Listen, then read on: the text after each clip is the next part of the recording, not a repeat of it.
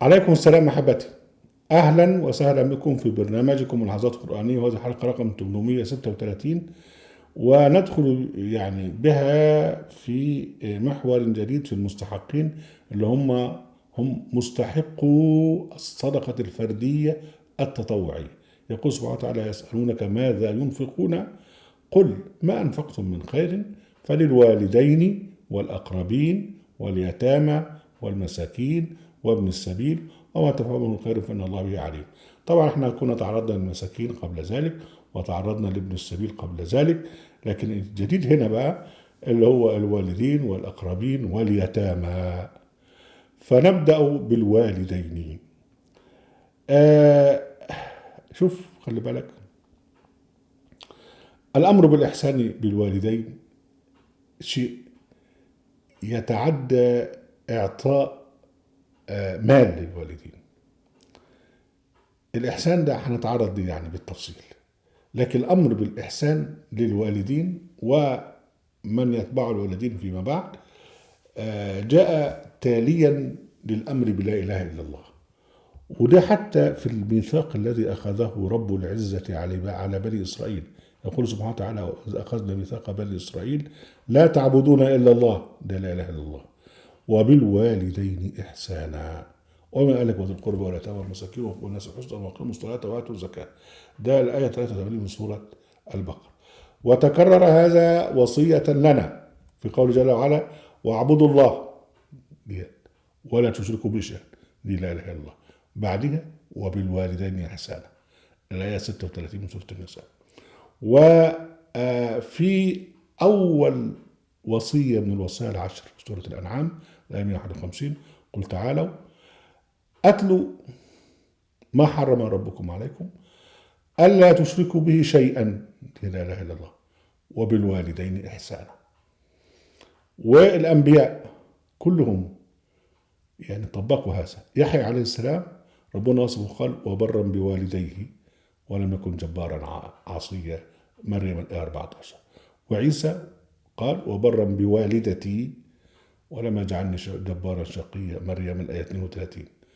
ونوح عليه السلام حين حدث يعني قبل أو حين دعا ربه كان والديه عايشين، كانت الناس بيعيشوا آلاف السنين. فنوح قال: رب اغفر لي ولوالدي ولمن دخل بيتي مؤمنا وللمؤمنين والمؤمنات ولا تزد الظالمين إلا تبارا. سورة نوح الآية 28. طيب إيه بقى معنى الوالدين؟ من ضمن الهجس اللي عملوه السنوجية إن أقول لك إيه: قال يا رسول الله من أحق بحسن صحبتي؟ قال أمك. قال من كلثوم؟ قال له أمك. من زمن؟ قال له أمك. ده هجس. وحديث ثاني يقول لك ايه: الجنات تحت اقدام الامهات. يا حلاله يا حلاوه يا حلاوه. يعني مثلا بقى يعني وامراته حماله اللهب حماله الحطب، دي بقى هتخش، ما هي ام اهي. يعني ست امراته ابو لهب ديت ما هي ام. النسوان يعني يعني مش يعني النسوان اللي هم امهات يعني مش هيخشوا النار يعني.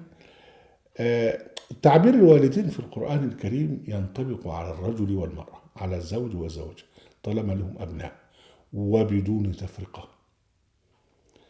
يعني حتى لما ربنا سبحانه وتعالى يتحدث عن معاناة الأم ما بيقولش ووصينا الإنسان بوالدته حملته أمه، لا، يقول ووصينا الإنسان بوالديه.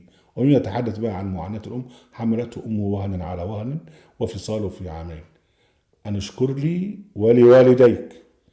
يعني مع ان الحديث عن معاناة الام، لكن الكلام كله عن احترام ورعاية والإحسان إلى الوالدين معا، الأب والأم. ويقول سبحانه وتعالى: وصى الإنسان بوالديه إحسانا حملته أمه كرها ووضعته كرها وحمله وفصاله 30 شهرا حتى إذا بلغ أشده وبلغ 40 سنة قال: ربي أوزعني أن أشكر نعمتك التي أنعمت علي وعلى والدي وأن أعمل صالحا ترضاه. دي الآية 15 من سورة الأحقاف. مع أن الحديث عن معاناة الأم، لكن الوصية بالوالدين معا. طيب يعني إيه بقى؟ يعني إيه بالظبط الإحسان؟ ده موضح في سورة الإسراء 23 و24. يعني وقضى ربك ألا تعبدوا إلا إياه، دي لا إله إلا الله. بعد كده وبالوالدين إحسانا، الاثنين مع بعض.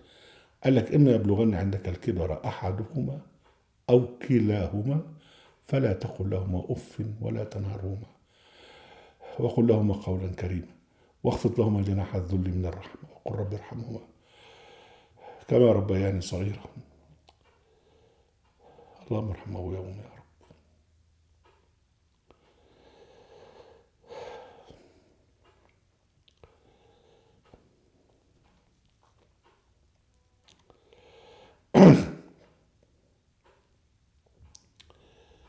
الإنسان عندما يكبر يعني ومنكم من يرد إلى أرذل العمر لكي لا يعلم من بعد علم شيئا، يرتد إلى طفولة وإلى زهايمر وإلى آخره.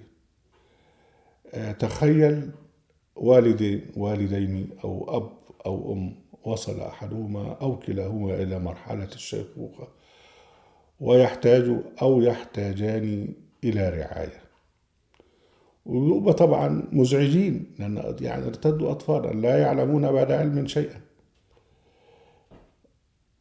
فأنت يجي الابن يعق والديه، الموضوع ده صعب جدا. الموضوع ده صعب جدا. أنا لا أستطيع أن أنا أكمل هذه الحلقة، نكملها إن شاء الله في الحلقة القادمة. أهلا وسهلا بكم أحبتي في برنامجكم لحظات قرآنية، وفي قناة أهل القرآن وفي موقع أهل القرآن. لا تنسوا المشاركة بالشير ولايك، وعليكم السلام.